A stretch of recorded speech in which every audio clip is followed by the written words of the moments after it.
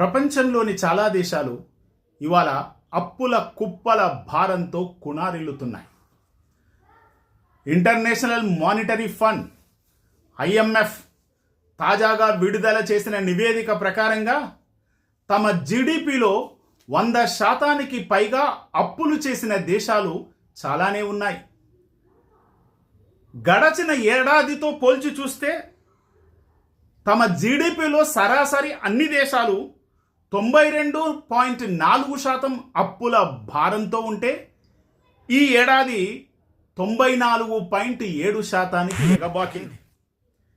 ఇక ఇండియా కేవలం 81% అప్పులతో, తమ జీడిపిలో 81% అప్పులతో ఉండడం మిగతా ప్రపంచ దేశాలతో పోల్చి చూసినప్పుడు, ప్రత్యేకించి అమెరికాతో పోల్చి చూసినప్పుడు, జపాన్తో పోల్చి చూసినప్పుడు హర్షించదగిన పరిణామం.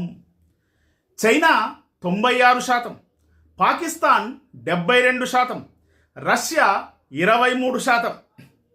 ఇట్లా కొన్ని దేశాలు 100% తమ జీడిపిలో తక్కువగా ఉన్నటువంటి అప్పులు కలిగిన దేశాలు.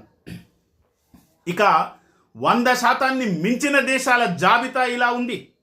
Japan 230%, Sudan 222%, Singapore 176%, grace 147%, Italy 137%, Mozambique 131%, America 125%, France 117%, Zambia 115%, Canada 114%, Ukraine 109%, Bhutan 106%, United Kingdom 103%, Sri Lanka 101%.